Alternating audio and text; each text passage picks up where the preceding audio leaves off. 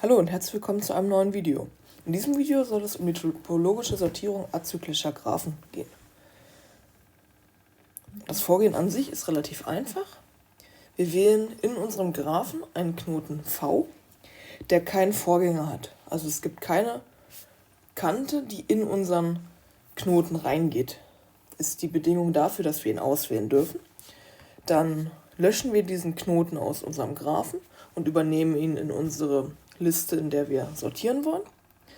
Und das Ganze wiederholen wir einfach so lange, bis wir in G keinen Knoten mehr drin haben. Und dann haben wir jeden Knoten einmal behandelt und dementsprechend sind dann auch alle Knoten topologisch sortiert. So, schauen wir uns das Ganze anhand eines Beispiels einmal an.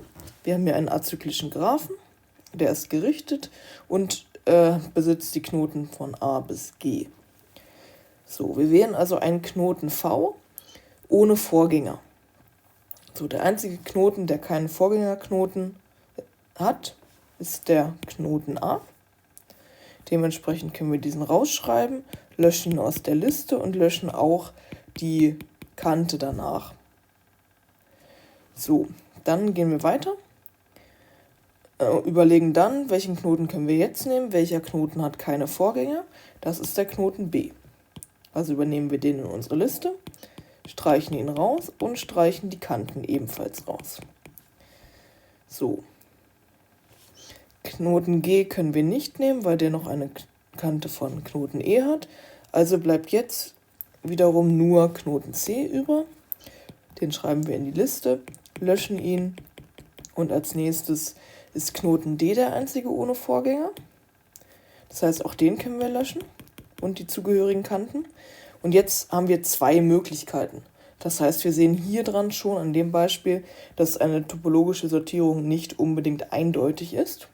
Wir können also entweder Knoten F hinzufügen, wir können aber auch Knoten E hinzufügen. Das ist an sich beides dann gleichwertig. So.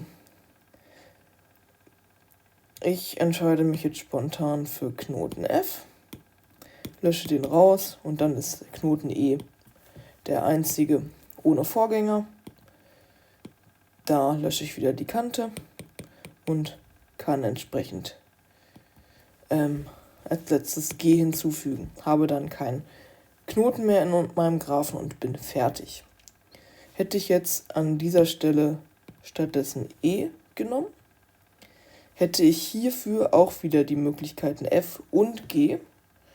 Das heißt, ich hätte hier noch F und G oder G und F nehmen können. Das heißt, insgesamt hat dieser Graph 3 verschiedene topologische Sortierungen, die man hier hätte angeben können. Manchmal ist es in gewissen Vorlesungen noch gefragt, dass man hier in der Sortierung noch die Kanten mit einfügt. Das können wir dann einfach noch schnell machen. Genau, D geht zu F und zu E. F hat keine ausgehende Kante und E hat noch eine Kante zu G. Und dann ist das schon eine für die meisten Veranstaltungen eine gültige Lösung. Genau, was gibt es sonst noch zur Laufzeit beispielsweise zu sagen? Also wenn wir hier n Knoten haben, dann ist die Worst-Case-Laufzeit O von n Quadrat.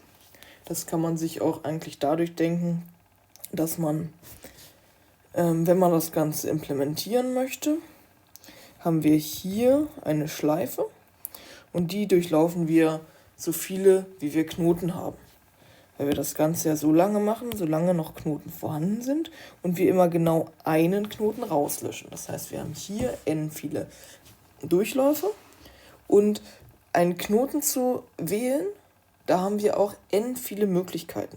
Das heißt, im schlimmsten Fall, wenn wir unseren ersten Knoten beispielsweise, der ja A war, suchen, fangen wir beispielsweise erst hier an und gehen dann irgendwie die Kanten rückwärts oder sowas.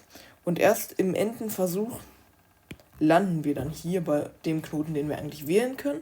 Dementsprechend kann das auch hier schon O von n sein. Jeweils das Ganze n mal haben wir also O von n mal O von n kommen dann entsprechend auf O von n². Und damit ist das die Worst-Case-Laufzeit.